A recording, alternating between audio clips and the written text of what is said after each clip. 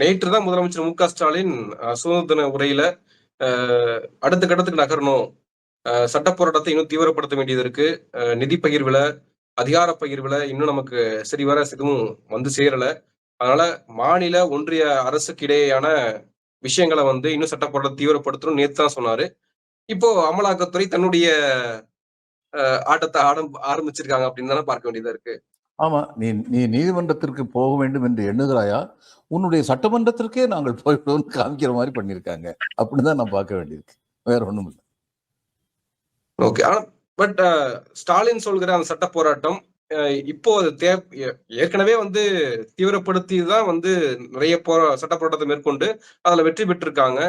அது உயர்நீதிமன்றத்துல நிறுத்தப்பட்டுச்சு. மறுபடியும் உச்சநீதிமன்றம் போய் அத மறுபடியும் உச்சநீதிமன்றம் போய் வெற்றி பெற்று வந்தாங்க. இப்ப திரும்பியும் சட்ட போராட்டம் எதை சட்ட போராட்டத்தை மென்ஷன் பண்றாரு ஸ்டாலின்?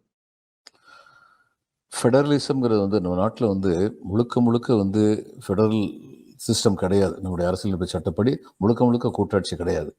சட்டமன்றங்களுக்கு என்று அதிகாரங்கள் வரையறுக்கப்பட்டிருக்காங்க. அவங்க வந்து சட்டங்கள் இயற்றலாம், அவங்க வந்து டாக்ஸ் வரி விதிக்கலாம், இப்படியெல்லாம் அவங்களுக்கு அதிகாரங்கள் இருக்கு.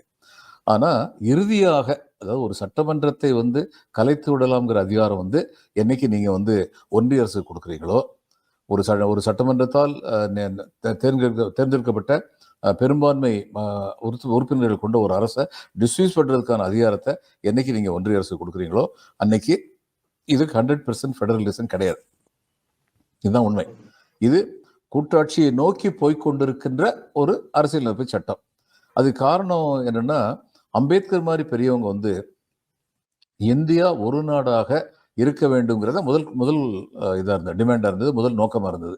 ஏன் இந்தியா ஒரு நாடு இல்லையான்னு நீங்கள் கேட்கலாம்.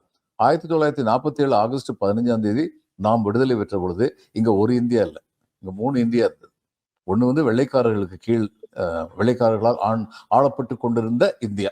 அங்கே தான் ஐபிசி, சிஆர்பிசி, இந்தியன் எவிடன்ஸ் ஆக்ட்லாம் இருந்தது. இன்னொன்று வந்து மன்னர்கள், சுதேசி மன்னர்கள் ஆண்டு கொண்டிருந்த இந்தியா. அவங்க வச்சதான் சட்டம். இந்த பிரிட்டிஷ்காரங்க என்ன சொன்னா, உன் நாட்டில் நீ என்ன வேணாலும் பண்ணிக்கோ, ஆனால் நீ எனக்கு அடங்கி நடந்துக்கணும், அவ்வளோதான். அது அவங்க சரின்னு சொல்லிட்டாங்க. நாங்கள் பட்டாளம் வச்சுக்கிட மாட்டோம், சொந்தமாக ராணுவம் வச்சுக்கிட மாட்டோம், போலீஸ் ஃபோர்ஸ்லாம் வச்சுக்குவோம், சொந்தமாக ராணுவம் வச்சுக்கிட மாட்டோம். எக்ஸ்டர்னல் அஃபேர்ஸ் பாலிசிலாம் எங்களுக்கு எதுவும் கிடையாது. நீங்கள் என்ன சொல்கிறீங்களோ அது கட்டுப்பட்டு நாங்கள் நடப்போம். பதிலுக்கு நீங்கள் எங்ககிட்ட வந்து தலையிடக்கூடாது. இது மாதிரி அவங்க 2 பேருக்கும் ஒரு ஹாப்பி அரேஞ்ச்மெண்ட். இதில் பாதிக்கப்பட்டது மக்கள் தான். ஆனால் அப்படித்தான் நடந்தது. இதை தவிர 3வது இந்தியா ஒன்று இருந்துச்சு, அது வந்து ட்ரைபல் இந்தியா. பழங்குடி மக்கள் வந்து தங்களை தாங்களே நிர்வகித்துக் கொண்டிருந்தார்கள் ஆதி காலத்திலிருந்து.